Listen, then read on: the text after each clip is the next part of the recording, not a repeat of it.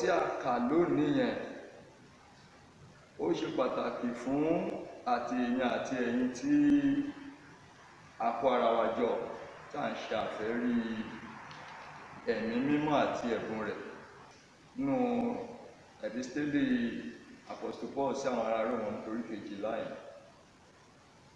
Bàbá ka ẹsẹ̀ kìíní dé kẹta, ẹsẹ̀ kẹta yẹn gangan ni a fẹ́ lò.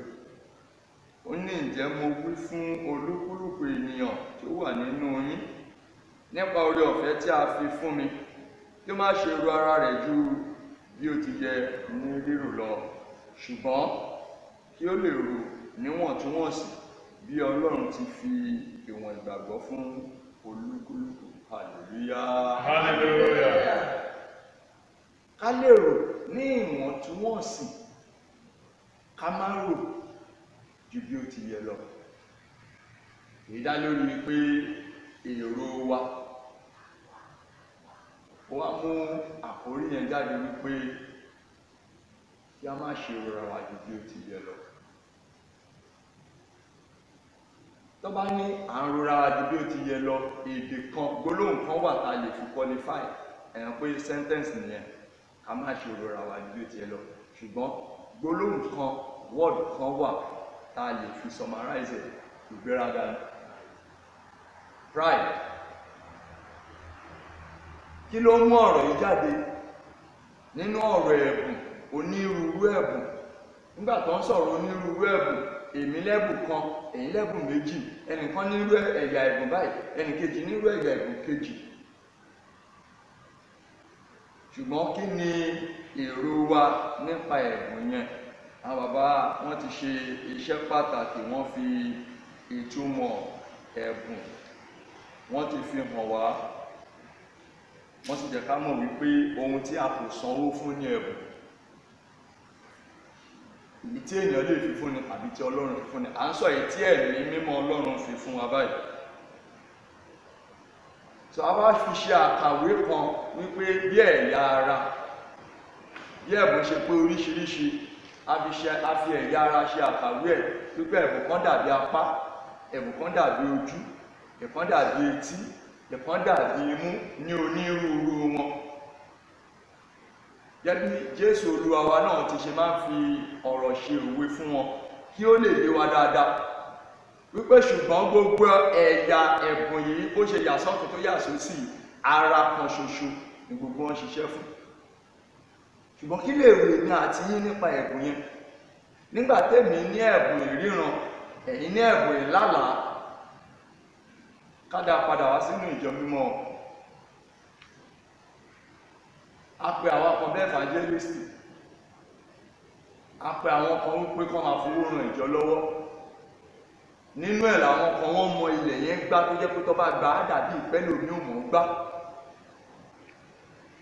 Ẹ̀bùn ni o. Ibi ká tún ní Olúwa ṣe yẹn, tó bá ṣe àwọn èèyàn mọ̀ ẹ́ tó yàtọ̀ sí báwọn tó kù ṣe ń ṣe. Ẹni tó ń lálàá ó wá ń wo rẹ̀, mi ò blame ọ̀pọ̀lọpọ̀ nínú ìdánilẹ́kọ̀ọ́ oríṣiríṣi tá a ti máa ń kọ́. Mo ti gbọ́ bí kan tán ní àlá ló great jù. Ẹni tó ń lálàá á wá máa wo ẹni tó ríran bí ẹni pé yẹpẹrẹ, nítorí wọ́n ti sẹ́pọ̀ òun lòún ṣe kí ni, alálàá ló ṣe kí ni, ló great jù. Ẹni tó ríran máa sọ pé ṣèbí tí kò bá sùn, èwo ò ní lálàá, èmi mo lè wà lójúfò kí n ríran, Ọlọ́run á fi hàn mí, Ọlọ́run á gbé wá. A ní èmi ju tiẹ̀ lọ, àríyànjiyàn wá dé nínú ìgbéraga, èmi jù ọ́, ìwọ jù mí. Ṣùgbọ́n kí là ń sọ fún wa lénìí? Dájú wa, mọ́mì wa, ẹ̀gbọ́n mi àti àbúrò, má má ṣe ro rẹ̀ ju bí ó ti yẹ lọ. Kí ni ìdí tó fi ń lérò tí apá fi máa lérò pé òun wà important ju ojú lọ? Apá níṣẹ́ tiẹ̀ lọ́tọ̀ ni, ojú ń ṣiṣẹ́ tiẹ̀. Ojú ò lè ṣiṣẹ́ apá, bẹ́ẹ̀ ni àbí bẹ́ẹ̀ kọ́? Apá ò lè ṣiṣẹ́ ojú. Dúró ní ipò ẹ, nítorí pé gbogbo ipò pátápátá náà ló ṣe pàtàkì. Now, gẹ́gẹ́ bí ẹ̀yà ara nínú ìjọ mímọ́, àwa yìí la fẹ́ bára wa sọ̀rọ̀. Àwa tá a ti ń rí, tá a ti ń gbóhùn, àwa tá a ní ìmọ̀ àyà àti àwọn ẹ̀bùn lóríṣiríṣi lónírúurú bẹ́ẹ̀. táwa ń wo ọmọ ọjọ́ tó kù bóyá òun mọ ìwé mímọ́ kà ó dẹ̀ ní ẹ̀mí ìtumọ̀ ìwé mímọ́, àwa ń wò wọ́n pé wọn ò jámọ́ nǹkan kan. Inú mi dùn program kan ti ṣe ń bí rí prophet and prophetess. Nígbà tẹ́nì kan máa sọ nítorí àgbọ̀dọ̀ fún àtúrọ̀ níwájú Olúwa lọ́wọ́, ẹni ẹ láti máa là á mọ́lẹ̀ wípé àbùkù kan, àléébù kan pàtàkì tí gbogbo àwa tá a ní ẹ̀bùn ní, òun ni ìgbéraga. Ẹ̀wọ̀n ìgbéraga máa ká sí wa lọ́rùn ní golden chain ni. Èdè kan náà sọ lẹ́ẹ̀kan, wọ́n ní wòlíì tó ṣá prápra, tí wọn náà tán bá ti ní ó ṣá prápra, ìdíkà mi àwa àgbà báyìí tó rán ló ti ṣá, ó ṣe kí ni? Ẹ sọ fẹ́ni tó ṣá prápra pé kò pẹ́ ṣá, tó bá ti gbé ìgbéraga wọ̀. Hallelujah. Hallelujah. Ṣe gẹ́gẹ́ bí ẹ̀yà ara lọ́nírúurú, a ní àwọn ẹ̀kọ́ kan ta ní láti kọ́ ń bẹ̀. Èkíní ni pé gbogbo ẹ̀yà ara ló ṣe pàtàkì nítorí pé iṣẹ́ ọ̀tọ̀ọ̀tọ̀ ni Ọlọ́run yàn wọ́n sí. Ìwọ tó ń ríran, rí kó dẹ̀ mọ̀ pé àtiwọ́ tó ń rí, àtẹni tó ń lálàá, àtẹni tó ń gbóhùn, nǹkan kan lé ẹ kó wá sí wa lọ́kàn pé ìparapọ̀ wa ara Kristi kan ni gbogbo wa. Kò yẹ kí pride wọlé. Ọ́fíìsì ọ̀tọ̀ọ̀tọ̀ lápọn ní. Director àwò pé security ò wúlò, jẹ́ kí security kúrò lẹ́nu ọ̀nà, ló máa mọ̀ pé iṣẹ́ ńlá ló ń ṣe. Bẹ́ẹ̀ ni àbí bẹ́ẹ̀ kọ́. Ọjọ́ tẹ́ messenger sáré lọ ra ẹja wá, sáré lọ ra kínúwá, sáré lọ ṣe photocopy, sáré lọ ṣe, ọjọ́ tí ò bá wá sí ọ́fíìsì lẹ máa mọ̀ pé iṣẹ́ ńlá ni messenger ṣe. Ṣùgbọ́n director ń wo rẹ̀ bí ẹni pé òun ló ń wá important jù, ṣó lè sáré kiri bí messenger? Òun lèmi àti ń gbọ́dọ̀ mọ̀ wípé gẹ́gẹ́ bí Ọlọ́run ti fi ẹ̀bùn fún ẹnì kọ̀ọ̀kan tó dàbí ẹ̀yà ara ọ̀tọ̀ọ̀tọ̀, a ní láti ní nínú èrò wa, tàbí ká sọ wípé ká yí èrò wa padà, torí pé wọ́n ní ká má ṣe rora wa ju bí ó ti yẹ lọ. Ìtumọ̀ yìí ní pé èrò inú wa ló ń dà wá láàmú àbí? A gbọ́dọ̀ yí èrò yẹn padà wípé kò sí ohun tí mo fi ju ẹnì kejì lọ. Instead, ká máa rò wípé gbogbo wa a gbọ́dọ̀ ṣe kí ni? Ṣiṣẹ́ pọ̀ fún Ọlọ́run, nítorí pé gbogbo wa pátápátá la ṣe pàtàkì. Èkejì tó tún dàbí ẹ̀ ni pé lábẹ́ ìtumọ̀ ẹ̀yà ara tí wọ́n fi ṣe àpèjúwe yẹn, wípé gbogbo ẹ̀yà ara ló gbọ́dọ̀ parapọ̀. Ẹ̀yà ara tó bá rèé pé èmi nìkan lè dá ṣe, mo tún fẹ́ padà sínú ilé o. Inú ìjọ mọ́ta wà yìí, wòlíì máa ń pè, àwọn wòlíì máa ń pè èdè kan. Wọ́n ní tí ó bá ń ṣàwá ìjọ ò lè kún, tí ó bá ń ṣàwá ìjọ ò lè dúró. Hallelujah. Ẹ gbọ́, ọjọ́ ta bá sàkì wòlíì tí ọ̀rọ̀ Ọlọ́run bá ṣe jinlẹ̀, ìjọ ṣe ń tẹ̀síwájú. Mi ò ní kí wòlíì má sí o. Ẹ gbọ́ mi dáadáa, mi ò tako wòlíì. Ṣùgbọ́n ọjọ́ tí wòlíì bá kó ẹ̀rùn ìgbéraga sọ́rùn bí ṣe tó gapá,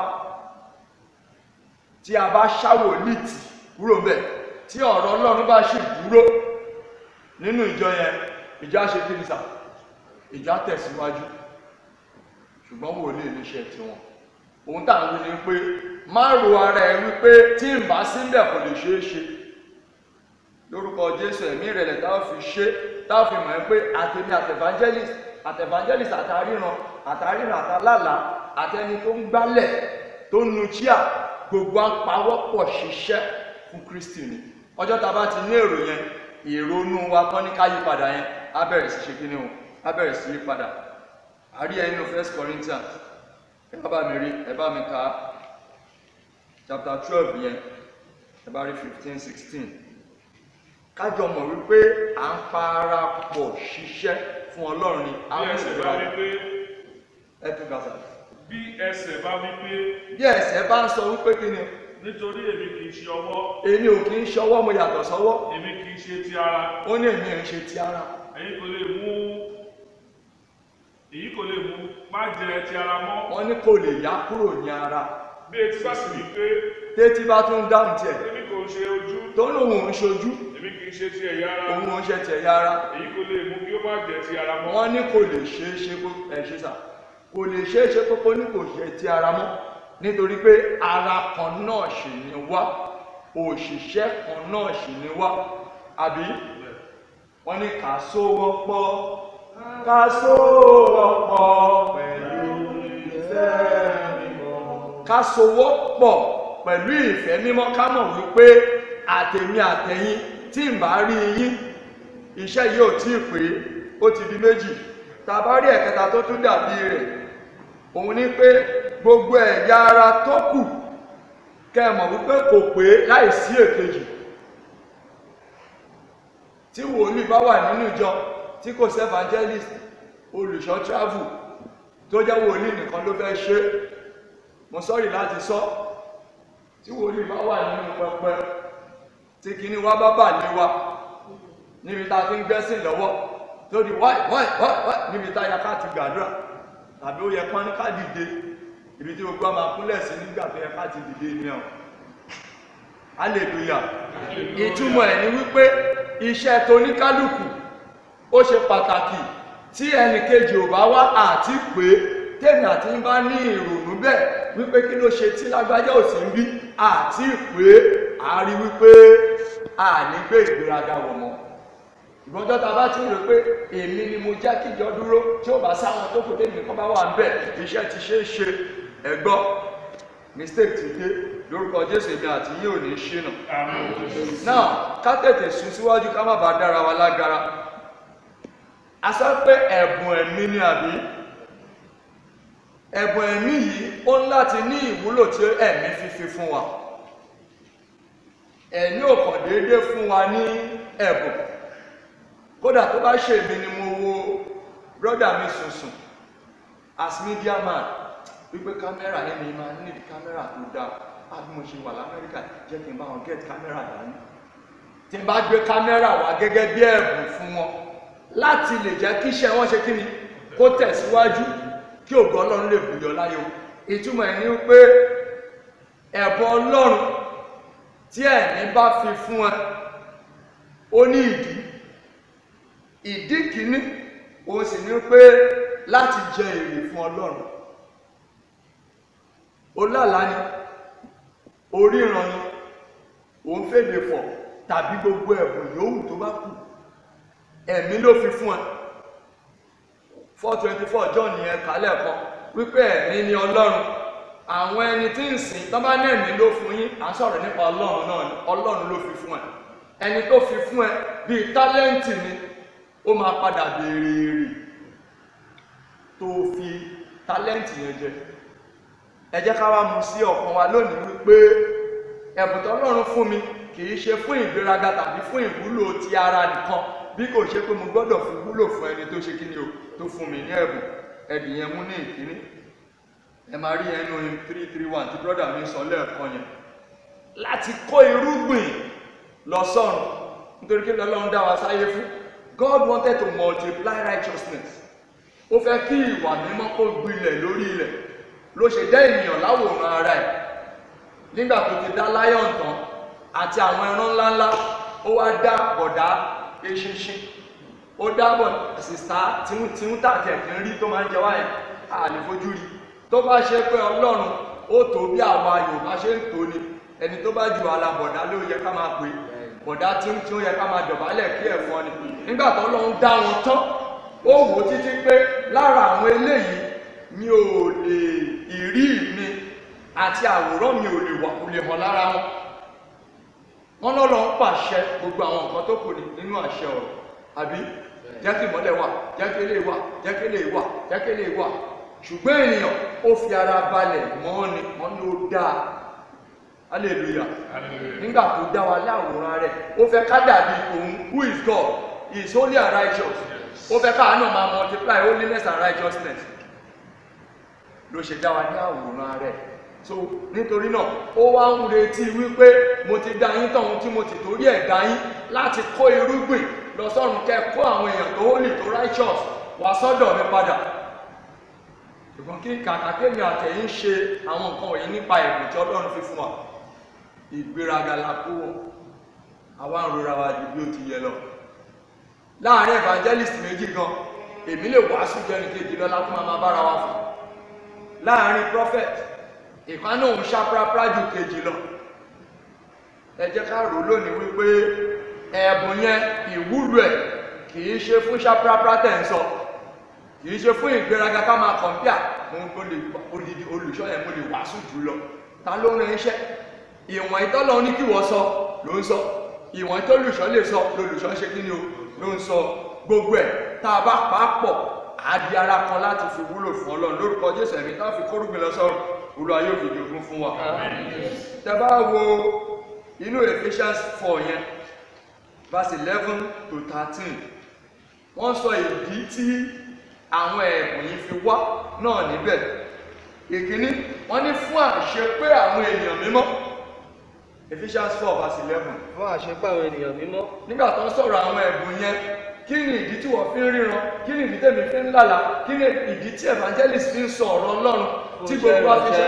Wọ́n ní fún àṣepé àwọn ènìyàn mímọ́. Tí wọ́n bá ríran sí wọn, tèmi wàásù fún wọn, gbogbo ẹ̀ láti tún wọn ṣe àti pé kí wọ́n lè di irúgbìn rere tá a fẹ́ kó lọ sí ọ̀run. Fún ìmúdàgbà ara Kristi. Wọ́n ní fún ìmúdàgbà ara Kristi. Ẹ rí pé níbẹ̀ wọ́n ti sọ pé gbogbo wa wá jẹ́ ara kan tí í ṣe ti Kristi. Sorry sir, ẹni sùúrù. Wọ́n ní gbogbo wa jẹ́ ara kan tá a jẹ́ ara Kristi. Tí a wá jẹ́ ara kan tí a wá ríran síra wa, tá à ń wàásù fúnra wa, tá à ń tọ́ra wa sọ́nà, à ń jára wa ní ọ̀rọ̀ ọgbọ́n. Kí ni ìtumọ̀ yẹn? Ká jọ rú ẹ̀mí yẹn sókè ká lè jọ dàgbà. Wọ́n fi ní fún ìmúdàgbà kí ni o? Ara Kristi, kìí ṣe fún ìgbéraga. À ń sọ gbogbo nǹkan wọ̀nyí fún wa láti abuse mind wa wípé kìí ṣe ìgbéraga ní wọ́n ní ká ṣe fún, kìí ṣe mo lè sọ̀rọ̀ ní wọ́n ní ká ṣe fún, èmi dájú tàmẹ̀dù lọ, ìwọ dájú lágbájá lọ, kọ́ ni a ṣe fún. Ìwúlò ìdí tí a fi fún ẹ ní ẹ̀bùn ní pé ìkíní láti jèrè fún Ọlọ́run, asọ́nù Hymn 331 láti kó irúgbìn lọ sọ́run, àti pé fún àṣepé àwọn èèyàn mímọ́. Ephesians 4:11.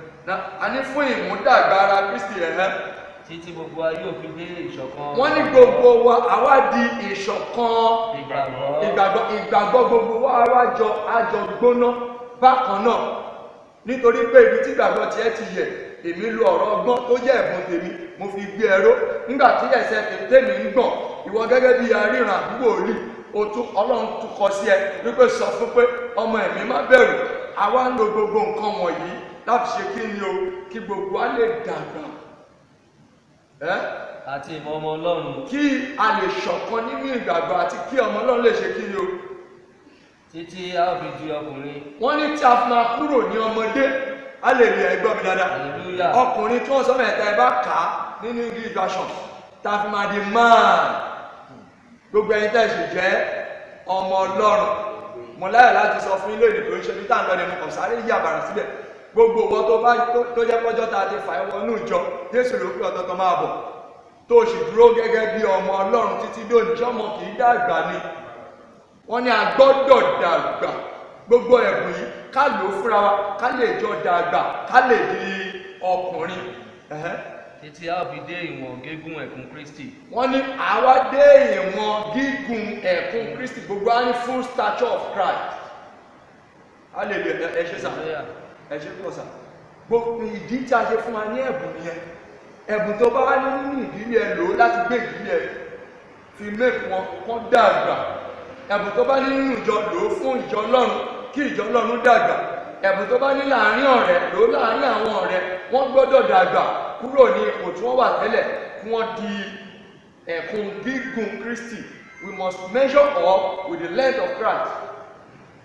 Ṣùgbọ́n tó o bá ti lò ó bẹ̀, tó bá ti jẹ́ pé láàárín àwọn ọ̀rẹ́ mi, èmi nìkan ni mò ń ríran, èmi ni wòlíì wọn, ìyẹn nìkan ló gbé dání. À ń sọ fún ẹ lónìí pé èrò inú ẹ ò tí ì wà òkè. Tí èrò inú wa ọ̀bá dẹ̀ tí wọ́n òkè, wọ́n náà àgbọ̀n ṣe kí nìyẹn? Àwọn àgbọ̀n wà òkè. Òun ni mo fi lè fi gbogbo ẹnu sọ pé greater percentage of celestial prophet àwa òkè. Ọlọ́dájú yìí, a lè bá yín, agbá yín náà ní greater percentage ní òsán gbogbo wa. Ẹni yọra yín kúrò.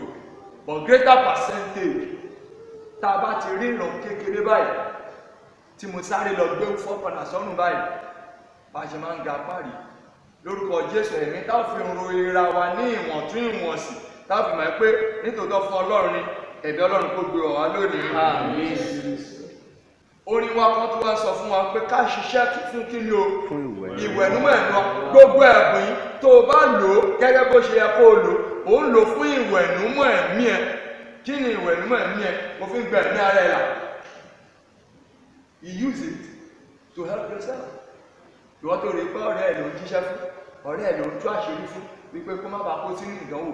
Gbọ́ bó ṣe ń ṣe Ọlọ́run á yọ̀ wọ́n náà nínú ìdánwò kan. Tó o bá ṣe wọ́n ní ẹ̀jẹ̀ ni pé kó o sọ fún, tó o sọ fún ó máa ṣe kí ni á wà lórí ara ẹ̀. Ṣé o mọ̀ pé ìwọ náà ti wọnú wàhálà? Lórúkọ Jésù àtẹ̀mí àtẹ̀yìn àní wọnú wàhálà. Ìbéèrè kan rèé, àwọn ìwúlò ẹ̀bùn yìí ǹjẹ́ mi àti yín ṣé à ń ṣe nǹkan wọ̀nyí bí? Ṣé à ń sá eré nǹkan wọ̀nyí pé fún Jésù ni mò ń ṣe fún? Wọ́n pè mí pé ẹnìkan fẹ́ ṣọ́nà mò ń sáré lọ sí church. Ṣé èrò ọkàn mi ni wípé mo fẹ́ lọ ṣiṣẹ́ bàbá mi ló ń rò lọ́kàn ni? Àbí bóyá owó àti ẹ̀jọ́ àbí kán lè mọ̀ pé èmi nìkan ni mo ṣá pàápàá bẹ̀ ẹ̀rí èmi nìkan ni wọ́n ń pè. Ọjọ́ tó bá ti gbé yẹn sọ́kàn oko parun ló ti ń rìn. Lórúkọ Jésù èmi àti yín ò ní parun. Àmín Jésù. Now àwa fẹ́ wò ó nínú ọ̀rọ̀ yìí a gbọ́dọ̀ fi jọ ẹnìkan tá la lè fi wá wé tá a bá ní ìrẹ̀lẹ̀ pẹ̀lú ẹ̀bùn tọ́lọ́run fún wa. Ìkíní ẹ jẹ́ ká wò nípa Kristi Jésù Olúwa wa. Ẹ bá rí Matthew 11:29 ẹ bá mi ṣí sílẹ̀.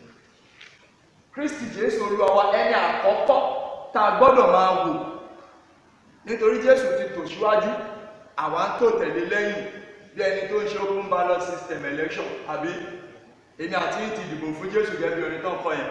Ẹ̀yin Jésù la tò sí lọ́ṣẹ́ pọ̀ nípa ọmọ lẹ́yìn Kristi àbí. Now Jésù yìí ni àpẹẹrẹ tá a gbọ́dọ̀ máa wò pẹ̀lú gbogbo ògo tóun náà mọ̀ kì í ṣe pé kò mọ̀. Báwo ni Kristi ṣe rin ìrìn ẹ̀? Kí ló sọ nípa rẹ̀? Matthew. Ẹ gba àjàgà mi sí ọrùn yín. Jésù ní kẹ́ gba àjàgà mi sí ọrùn yín. Kí ẹ sì máa kọ́ ẹ̀kọ́ lọ́dọ̀ mi. Ẹ̀kọ́ ẹ̀kọ́ lọ́dọ̀ mi, irú ẹ̀kọ́ wo?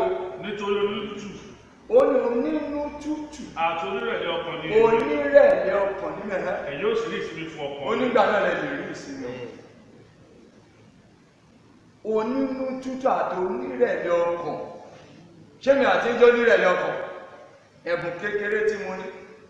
Wọ́n sọ fún ìṣọ́lẹ̀ ẹ̀kọ́ mo ní. Mo ti gbàgbé pé mo ní administration, mo ní wàásù church kan ní Sunday.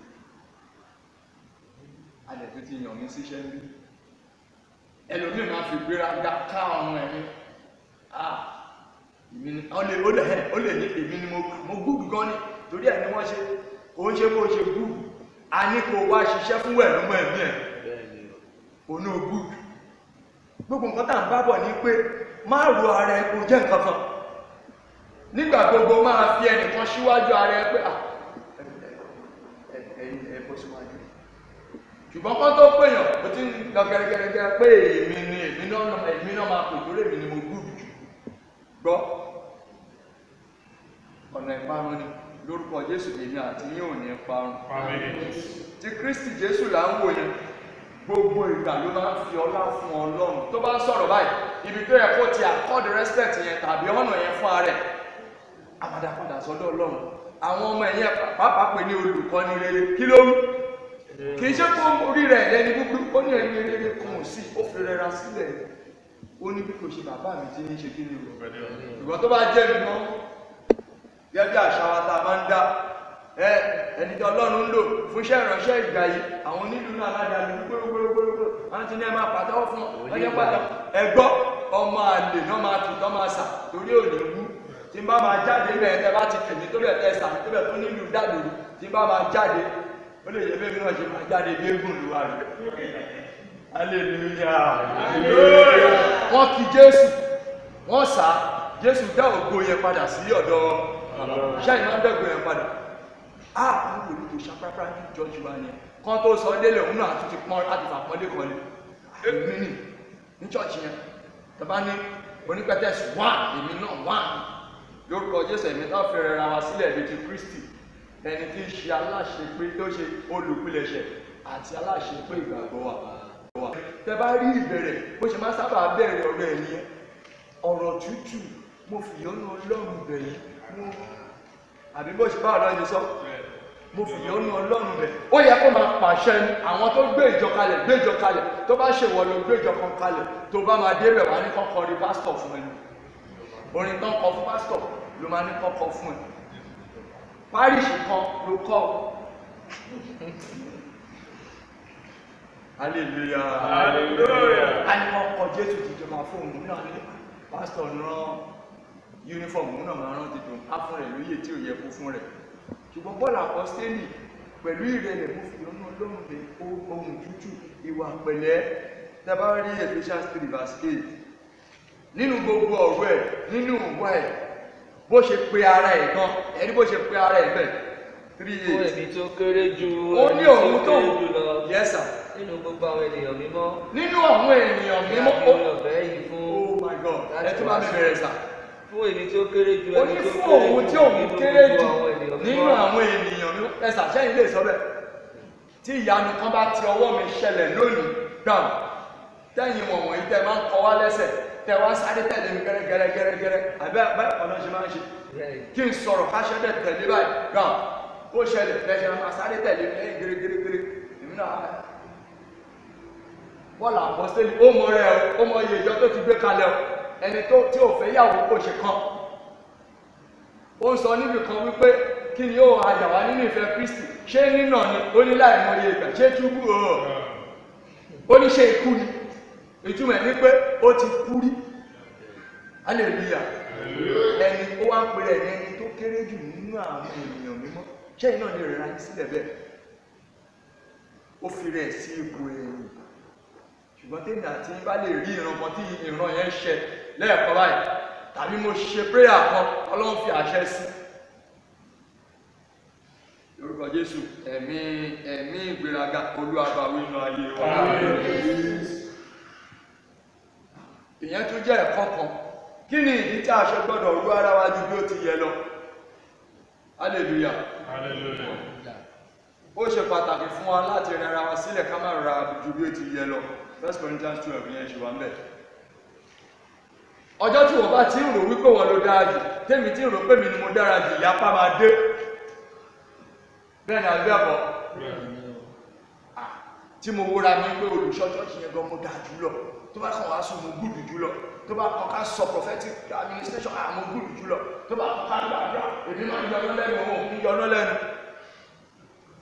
hallelujah ìwà níwọ̀n gùd olùṣàlẹ́mi náà gùd ẹ̀wòlí náà ń gùd evangelist náà ń gùd lẹ́yìn pé church ti pín sọ́nà mélòó kí ni wọ́n sọ bẹ́ẹ̀ sà 1 Corinthians 12:25 kí ìyapa kí ó má ṣe sí nínú ara kí ìyapa má sí nínú ara àwọn ẹ̀yà ara ọ̀tọ̀ọ̀tọ̀ tọ́lọ́run tí ẹ̀mí fún ní ẹ̀bùn yẹn wọ́n ní kí ìyapa má wà ṣùgbọ́n kí àwọn ẹ̀yà ara kí ó lè máa ṣe àníyàn kan náà fún ara wọn. ká ṣe àníyàn kan náà èrò wa ó gbọ́dọ̀ jẹ́ iye ọkàn wípé ká ṣiṣẹ́ fún ẹ̀mú àti pé ká lè jọ kó irúgbìn lọ sọ́run wípé ẹni tó fi ẹ̀bùn fún wa là ń ṣiṣẹ́ fún wọ́n ní kí ìmọ̀ wọn kó ṣe ọ̀kan àníyàn wọn kó jẹ́ ẹyọ kan hallelujah kí ògo tó ti ìdí ẹ̀bùn yẹn jáde ká lè rántí àti máa dá padà lọ sọ́dọ̀ bàbá àgbé ìgbéraga yẹn bá ṣe ń rọra ju bó ti yẹ lọ tẹ́lẹ̀ á láti ṣe kí ni àgbésẹ̀ ìgbẹ́ kan because tó bá sì gbé ìgbéraga yẹn wọ̀ ìwọ ló máa gba glory bẹ́ẹ̀ ni àbí bẹ́ẹ̀ kọ́ tí n bá débi tí n bá ti fẹ́ lọ mínísítà tó bá ti mínísítà síwájú mi tí bá mọ̀ ẹ̀kọ́ máa ń dàlúrú fún wọn máa ti lọ bá mọdúrétọ̀ tàbí kí n ti rányàn sí torí Ọlọ́run ẹni tíṣẹ́ kàn kó bọ́ síta òun ni lágbájá báyìí kí n lọ ra yan jáde pẹ̀lú ara pẹlẹbẹ mi kọ́lọ́ ń lò mí níwọ̀nba tó bá máa lò mí bẹ̀ bọ̀kọ́ bẹ̀rẹ̀ sí dàlúrú fún mi ṣẹ̀yìn pé mo ti bá bàbá pín nínú ìdánlọ́ ń lò fún iṣẹ́ ìgbà yìí ẹni tí kí ní bọ́ fún mi kan àwọn náà wá gàpá lórúkọ Jésù ẹ̀mí táwọn fi ìrẹ̀lẹ̀ ṣe táwọn fi dá ògo padà lọ sọ́dọ̀ ẹni tí gbogbo ògo yẹ fún Olúwa kó gbé wọn wá. Finally nǹkan ló sọnù láàrin wa nǹkan ẹyọkọ báyìí ló sọnù láàrin wa tí ìgbéraga ẹ̀ fi gbé wa wọ̀.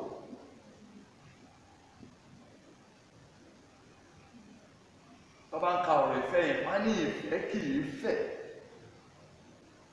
ìfẹ́ wọ́n ní kìí ṣe kìí fẹ́ tọ́mọ níyàn fẹ́ kí náà mì ìfẹ́ kìí fẹ́ ìfẹ́ kìí gbéraga kìí pọ̀fọ̀ ìfẹ́ yìí èèyàn tó bá ní ìfẹ́ anybody ẹ rí pé ó máa fẹ́ sáàbọ̀ ẹni ẹni kò ní fẹ́ dúró bí ọ̀gá tọ́mọ níyàn ní injury sue to 10,000 naira sue to 10 million naira tó ṣẹ̀ṣẹ̀ wọ̀ lọ́jọ́ ìran gangan lẹ́yìn ọ̀bá ní injury àti tó níbi kan fi aṣọ bò á ti bọ̀ á ti sáré ìdàgbò ẹni yẹn wípé kẹ́ni ẹni yẹn má bàa bọ̀ ṣùgbọ́n àwọn tá a bá ti gbéra ga wà bá suit mi màá wà lọ fi yí ẹ̀jẹ̀ á lọ jẹ́ kí hallelujah tí ẹ bá gbé ẹ̀mí ìfẹ́ wọ̀ òun ní oògùn kan tó ran ìgbéraga á já ìgbéraga wálẹ̀ because ẹni tó bá ní ìfẹ́ kì í fẹ́ ẹ bá rí ìwé 1 Corinthians yẹn last verse kí ló sọ 12 verse 31 ṣùgbọ́n yes sir ẹ máa fi ìdára ṣàfẹ́rí ẹ̀bùn tí ó tóbi jù. ó ní ẹ̀bùn tó tóbi jùlọ lòun fẹ́ kẹ́yìn máa ṣe kẹ́ máa ṣàfẹ́rí ẹ fi gbogbo ẹ̀bùn kéékèèké tó ń tẹ̀ kíga pálé lórí yẹn ẹ fi sílẹ̀ ìkan wà tó tóbi ju gbogbo ẹ lọ kí ló sọ sà. síbẹ̀ mi ò fi ọ̀nà kan tí ó tayọ ó ní ẹ̀bùn kan ọ̀nà kan tó tayọ tó ju gbogbo ìtẹ̀sí gbéraga lélẹ́lẹ́ ó ní òun máa fi hàn yín chapter 13 verse 1. ó tilẹ̀ kọ onírúurú èdè. ó ní tí n bá fọ onírúurú èdè ẹ̀bùn kan ni. àti ti áńgẹ́lì. àti áńgẹ́lì èmi kò sì ní ìfẹ́. ó ní tí n bá ní ìfẹ́. èmi dàbí ilẹ̀ tí ń dún. ó kàn dá wọ́n ní noise maker lásán ni. ibi tí bá lè olóńgbò. olóńgbòrò wọ́n ní noise maker ni ẹ́ kó o máa fọ onírúurú èdè kó o ríran ju kí ló ti ríran jù ẹmẹ́yẹ òwúrú ó yẹ̀ lè ju orí lọ ẹ̀ kó o ríran jù òwúrú lọ àbẹ́yẹ ìdì ibùtọ́ ní láti miles wọ́n ní orí nǹkan tó fẹ́ gbé kó o ríran jù lọ wọ́n ní tó o bá ní ìfẹ́ asán ayé ẹ̀ yes sir. bí mo sì ní ẹ̀bùn ìsọtẹ́lẹ̀. kó o wá tún ní ẹ̀bùn míì tó tún tán pè ní ìsọtẹ́lẹ̀ àti gbogbo ẹ̀bùn tó kù. tí mo sì ní òye gbogbo ohun ìjìnlẹ̀. kó o ní òye gbogbo ohun ìjìnlẹ̀ tẹ́lẹ̀ ní ó mọ̀ ó jẹ́ kó o nìkan ló mọ̀ láyé. àti gbogbo ìmọ̀. àti gbogbo ìmọ̀ tẹ́lẹ̀ omi ọmọ tó yẹ wọn nìkan ló mọ̀ láyé. mo sì ní gbogbo ìgbàgbọ́. tó o tún ní gbogbo ìgbàgbọ́ tẹ́lẹ̀ omi ò ní rí. tó bẹ́ẹ̀ tí mo sì lè sí àwọn òkè ńlá ní. tó o lè pàṣẹ tó yà nígbà tẹ́sí gbéra tó dẹ̀ gbéra kúrò lẹ̀. èmi kò sì ní ìfẹ́. tó o bá tún ní ìfẹ́. èmi kò jẹ́ nǹkan. wọ́n ní asán zero yẹn lórúkọ Jésù ní àti yóò ní jásán. Ọlọ́run ti fi ẹ̀bùn sínú ayé wa ó invest sínú ayé wa pé ká lè jèrè fóun ni lórúkọ Jésù ní àti yàn ní kò fún níwájú Ọlọ́run. tó o bá jèrè fọ́nà o jèrè ara ẹ ìdí ẹ̀ẹ́dẹ̀rẹ̀ ìdí ẹ máa tètè máa ta sínú ìdí ẹ̀ ni wípé tó o bá jẹ gbogbo èrè ó lè sọ̀rọ̀ wọ́n pè ẹ́ wọ́n fi 1 million pè ẹ́ wọ́n fi 100,000 pè ẹ́ wọ́n fi 500,000 pè ẹ́ nítorí pé o lè sọ̀rọ̀ nílé ayé ẹ̀rí tán bá ṣe pẹ́kẹ́ inú ilẹ̀ kan sí tálákà tó tálákà jùlọ láyé sí ibẹ̀ náà kan náà máa ń gbà náà sí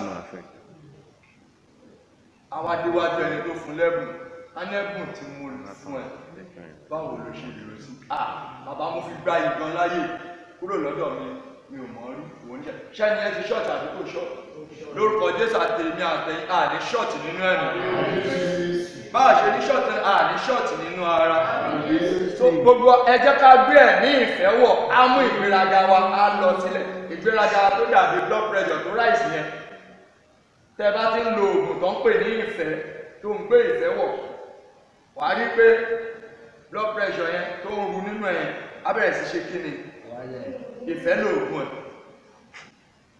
ẹ̀ èmi àti ká má ṣe ra àdúgbò tí ó lọ ẹgbẹ́ mi ìfẹ́ wọ̀ ẹ̀mí Ọlọ́run á sì bàlẹ̀ wa bẹ́ẹ̀. àmín Jésù Kristi. Now finally Luke chapter 10 verse 20 èyí tó o bá fi máa wó rẹ tó máa dunú pé mo jẹ́ wòlíì mo jẹ́ kíní kan ẹnìkan wà lórí òkè yìí rí tipẹ́tipẹ́ tí àwa tá a wà ń bí mọ̀ ó ti dolùṣọ́ lé kó tó dolùṣọ́ ìmíà àwa tá a mọ̀ mọ̀ wípé ẹni tán bá ń sọ̀rọ̀ ẹni tó lè tú irọ́ tà bíi spare part àwọn good ló bá pàdé mi lọ́kọ̀ òun ti ń give message pé ṣé mi polówó pé mo bá message àlẹ́ hallelujah ẹni tó ṣòótọ́ gan mi ò tí gba message lẹ́nu ìwọ́n tà tí wọ́n mẹ́fà túrọ́ tàbí wọ́n sọ wọ́n polówó ọjà pé wọ́n ti ń give message mo polówó mo béèrè pé mo bá message àlọ́dọ̀ ẹ̀ ẹni tá a fi máa ń mọ ohun tó tọ́ fún wa láti ṣe olú àkógbè wọ̀ wá o